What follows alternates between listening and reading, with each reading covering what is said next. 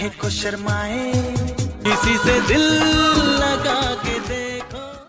दोस्तों, इस वीडियो में हम बात करेंगे बॉलीवुड की बहुत सारी अनरिलीज्ड फिल्मों के बारे में, जिन फिल्मों को उस टाइम पर बड़े जोर शोर से अनाउंस तो किया गया था, लेकिन आगे चलकर ये फिल्में किसी फाइनेंशियल प्रॉब्लम की वजह से, एक्टर या एक्ट्रेस की डेट्स की वजह से या फिर किसी और बड़े रीजन की वजह से कभी बन नहीं पाई और इन फिल्मों के बस पोस्टर और इनकी कुछ यादें बस शेष हैं।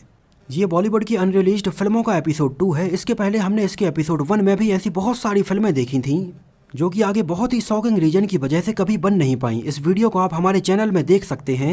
इसके एपिसोड 1 की लिंक मैं यहाँ पर ऊपर आई बटन में या नीचे डिस्क्रिप्शन बॉक्स में दे दूंगा, तो वहाँ पर जाकर आप इसको देख सकते हैं। नंबर 1, साल 1997, फिल्म का नाम रिश्ता।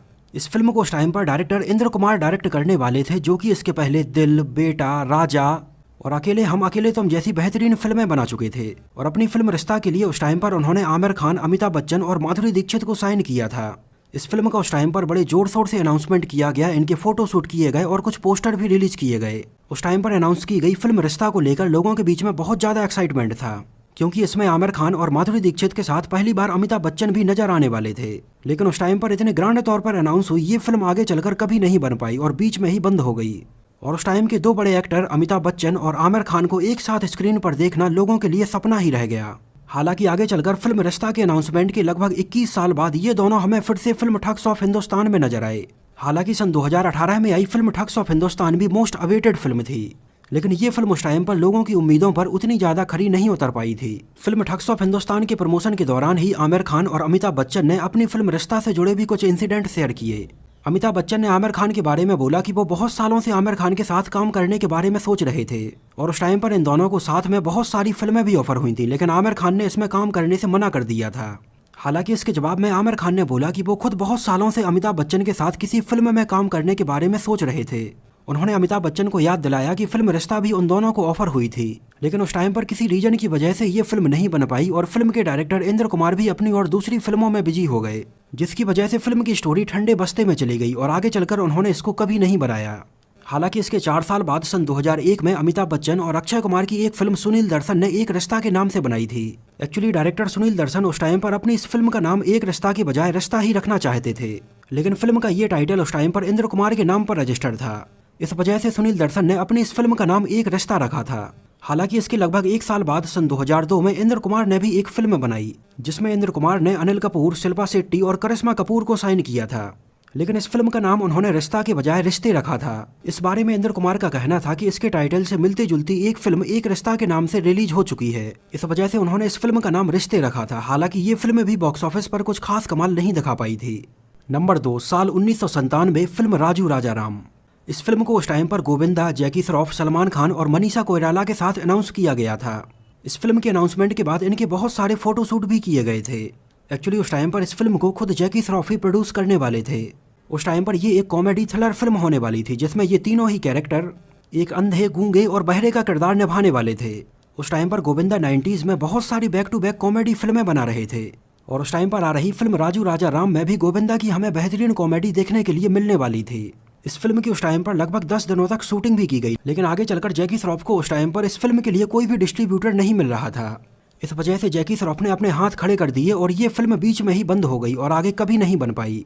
हालांकि इसके बहुत सालों बाद बॉलीवुड में इसी थीम पर बेस्ड एक film Tom, Dick and Harry के नाम से रिलीज हुई थी, जिसमें भी फिल्म के ये तीनों लीड कैरेक्टर अंधे, गूंगे और बहरे के किरदारों में नजर आए थे। नंबर 3, साल 1995, नूरानी फिल्म्स कॉरपोरेशन के बैनर तले बन रही फिल्म रुस्तम, जिसको उस टाइम पर हैरी बवेजा डायरेक्ट कर रहे थे और इसमें सुनील शेट्टी और मनीषा कोइराला हमें नजर आने वाले थे। फिल्म की कहानी एक बॉक्सिंग चैंपियन के इर्द गिर्द रखी गई थी, जिसमें सुनील शेट्टी हमें एक बॉक्सर के किरदार में नजर आने वाले थे। उस टाइम पर इस फिल्म के कुछ पोस्टर रिलीज किए गए, इनके फोटो शूट किए गए, लेकिन आगे चलकर ये फिल्म कुछ फाइनेंशियल प्रॉब्लम की वजह से नहीं बन पाई और लगभग 5 दिनों तक फिल्म की शूटिंग के बाद ये फिल्म बंद हो गई।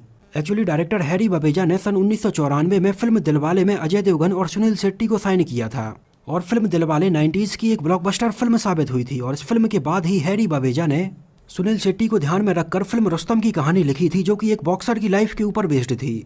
और अजय देवगन को ध्यान में रखकर उन्होंने फिल्म दिल जले की कहानी लिखी थी, जो कि एक आतंकवादी की प्रेम कहानी के ऊपर बेस्ड थी, जिनमें से सुनील शेट्टी के साथ फिल्म रुस्तम तो उनकी नहीं बन पाई थी, लेकिन अजय देवगन के साथ फिल्म दिल जले सन 1996 में रिलीज हुई थी और ये भी एक ब्लॉकबस्टर फिल्म साबित हुई थी। हालांकि आगे चलकर एक बार फिर से हैरी बवेजा ने सन 2003 में अजय देवगन और सुनील शेट्टी को साथ में साइन करके फिल्म कयामत सिटी अंडर थ्रेट बनाई थी, जो भी एक सुपरहिट फिल्म साबित हुई थी। हालांकि आगे चलकर बॉलीवुड में अक्षय कुमार ने रुस्तम के नाम से एक और फिल्म बनाई थी। इंटरेस्टिंग बात यह है कि इस फिल्म को सुनील शेट्टी के बहुत अच्छे दोस्त अक्षय कुमार ने बनाया था, जो कि 90s में एक दूसरे के साथ बहुत सारी एक्शन फिल्मों में और कुछ कॉमेडी फिल्मों में काम कर चुके हैं। नंबर 4, साल 1997 फिल्म पूरब की लैला पश्चिम का छैला। इस फिल्म को उस टाइम पर female director Shabnam Kapoor direct कर रही थीं और इसमें हमें अक्षय कुमार, नम्रता सरोडकर और सुनील शेट्टी नजर आने वाले थे। उस टाइम पर फिल्म पूरब की लैला पश्चिम का छैला के लिए अक्षय कुमार और नम्रता सरोडकर के बहुत सारे फोटो शूट भी किए गए, लेकिन उस टाइम पर बहुत सारे फाइनेंशियल प्रॉब्लम के चलते ये फिल्म डिले हो गई। हालांकि एक बार फिर से इस फिल्म को सन 2004 में दोबारा से बनाने का प्लान किया गया, लेकिन उस टाइम पर नम्रता सरोडकर अपनी पर्सनल लाइफ में काफी बिजी हो गई और वो उस टाइम पर महेश बाबू से शादी करने की तैयारी कर रही थी। इस वजह से ये फिल्म उस टाइम पर भी डिले हो गई। आगे चलकर एक बार फिर से सन 2009 में इस फिल्म को दोबारा से कंप्लीट करने के बारे में प्लान किया गया और इस टाइम पर इस फिल्म का नाम पूरब की लैला पश्चिम का छैला से बदलकर हेलो इंडिया कर दिया गया और फिल्म में नम्रता सरोडकर की जगह पर अब दोबारा से प्रीति जिंटा को साइन किया गया। अक्षय कुमार ने सन 2009 में अपनी इस डिलेड फिल्म के बहुत सारे सीन लंदन में जाकर दोबारा से शूट किए, लेकिन इस फिल्म की किस्मत इतनी ज्यादा खराब थी कि ये फिल्म उस टाइम पर भी किसी प्रॉब्लम में फंस गई और आगे कभी रिलीज नहीं हो पाई। बस इस फिल्म का इंटरेस्टिंग सा नाम आज तक लोगों को याद है, लेकिन इसकी कहानी लोगों को आज तक नहीं मिल पाई। नंबर 5, साल 1987 फिल्म का नाम देवा। फिल्म देवा का अनाउंसमेंट उस टाइम पर बड़े जोर शोर से किया गया। इस फिल्म को उस टाइम पर डायरेक्टर सुभाष घई बनाने वाले थे और फिल्म देवा उस टाइम पर बॉलीवुड की ऐसी पहली फिल्म होने वाली थी जिसमें बॉलीवुड के 2 लीजेंड सुभाष घई और अमिताभ बच्चन एक साथ फिल्म में काम करने वाले थे। इस फिल्म का उस टाइम पर एक पोस्टर रिलीज किया गया, इसके कुछ फोटो शूट भी किए गए और लगभग 1 हफ्ते तक इस फिल्म की शूटिंग भी की गई, लेकिन बाद में फिल्म के सेट पर ही अमिताभ बच्चन और सुभाष घई दोनों के ईगो की वजह से ये फिल्म कभी आगे नहीं बन पाई और उस टाइम पर ये फिल्म ऐसी बंद हुई कि आगे चलकर अमिताभ बच्चन और सुभाष घई ने किसी भी फिल्म में एक साथ काम नहीं किया। उस टाइम पर इस फिल्म से जुड़े बहुत सारे लोगों का कहना है कि अमिताभ बच्चन और सुभाष घई के बीच में उस टाइम पर फिल्म को लेकर बहुत सारे मतभेद थे। जब इस फिल्म का एक शेड्यूल राजस्थान में रखा गया था, तब वहाँ के एक होटल में अमिताभ बच्चन और सुभाष घई दोनों रुके हुए थे। उस होटल में दोनों के रूम एकदम अलग अलग थे और फिल्म के एक सीन को शूट करने की प्लानिंग की जा रही थी और सुभाष घई ने अपने रूम में बैठकर जब इस सीन की पूरी प्लानिंग कर ली और उन्होंने अपने एक असिस्टेंट को अमिताभ बच्चन के रूम में भेजा कि वो अमिताभ बच्चन को उनके रूम में ले आएं और यहाँ पर बैठकर वो अमिताभ बच्चन को फिल्म का सीन समझा देंगे। और सुभाष घई का ये असिस्टेंट जब अमिताभ बच्चन के रूम में पहुंचा और उसने अमिताभ बच्चन को उनके रूम में जाने के लिए बोला और बदले में अमिताभ बच्चन ने सुभाष घई के असिस्टेंट को बोला कि जाकर उनसे बोल दो कि उन्हें अगर फिल्म का सीन समझाना है तो वो अमिताभ बच्चन के रूम में आए। और जब इस असिस्टेंट ने सुभाष घई के पास जाकर उन्हें ये पूरी बात बताई तो सुभाष घई गुस्से में आग बबूला हो गए और उन्होंने तुरंत ये फिल्म का शेड्यूल कैंसिल कर दिया और उस टाइम पर बंद हुई ये फिल्म आगे चलकर फिर कभी बन नहीं पाई। यहाँ तक कि इसके बाद बहुत सालों तक अमिताभ बच्चन और सुभाष घई के बीच में बातचीत भी नहीं हुई। हालांकि इसके बहुत सालों बाद सन 2013 में ये दोनों अपने आपस के ये सारे गिले शिकवे भुलाकर एक दूसरे से बहुत प्यार से मिले। ये उस टाइम पर इन दोनों के लिए काफी मेमोरेबल मोमेंट था। हालांकि उनकी इस मुलाकात के बाद एक बार फिर से सुभाष घई ने अमिताभ बच्चन के साथ एक फिल्म प्लान की जिसमें एक सीधा साधा इंडियन पाकिस्तान में इंडियन जासूस होने के झूठे जुर्म में फंस जाता है, लेकिन उस टाइम पर अमिताभ बच्चन और सुभाष घई की इस फिल्म के लिए कोई भी प्रोड्यूसर तैयार नहीं हो रहा था। इस वजह से उस टाइम पर उनकी ये फिल्म नहीं बन पाई और दोनों के साथ में काम करने का सपना सपना ही रह गया। नंबर 6, साल 1996 फिल्म किसी से दिल लगा कर तो देखो। उस टाइम पर डायरेक्टर कल्पतरू ने इस फिल्म को शाहरुख खान, आयशा जुल्का और मधु के साथ बनाने का अनाउंसमेंट किया था। यहाँ तक कि फिल्म का पोस्टर भी रिलीज किया गया, फिल्म के गाने भी रिकॉर्ड किए गए। फिल्म में उस टाइम पर राजेश रोशन अपना म्यूजिक दे रहे थे और उस टाइम पर फिल्म के बहुत सारे गाने जैसे नैन तेरे झुके झुके, ली ली ली, शर्मीली, काले काले बादल और प्यार की किताब खोल जैसे बहुत सारे गाने रिकॉर्ड किए गए। लेकिन ये फिल्म उस टाइम पर डिस्ट्रीब्यूटर्स की तरफ से बहुत ज़्यादा फाइनेंशियल प्रॉब्लम से गुजरने लगी और उस टाइम पर फिल्म के मेकर्स के पास इसको पूरा कंप्लीट करने के भी पैसे नहीं थे।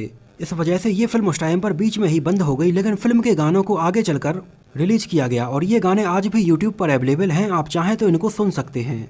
मैं इस फिल्म के इन सभी गानों की लिंक नीचे डिस्क्रिप्शन बॉक्स में दे दूंगा, तो वहाँ पर जाकर आप इनको सुन सकते हैं। ये बहुत ही अच्छे गाने थे। तो दोस्तों, ये तो बात हुई बॉलीवुड की कुछ ऐसी अनरिलीज्ड फिल्मों के बारे में जो किसी न किसी कारण की वजह से कभी कंप्लीट नहीं हो पाई। तो इस सीरीज के इस एपिसोड में इतना ही। इसके अगले एपिसोड में हम और भी ऐसी बहुत सारी फिल्मों के बारे में बात करेंगे। तो अगर आपको ये हमारी नई सीरीज पसंद आ रही हो तो इसको लाइक करके और कमेंट में हमें ज़रूर बताइए। तो बहुत ही जल्दी मिलते हैं आप सबसे इस सीरीज के एपिसोड 3 में। तब तक आप हमारे इस नए चैनल से जुड़े रहिए और अपनी राय हमें कमेंट बॉक्स में ज़रूर बताइए।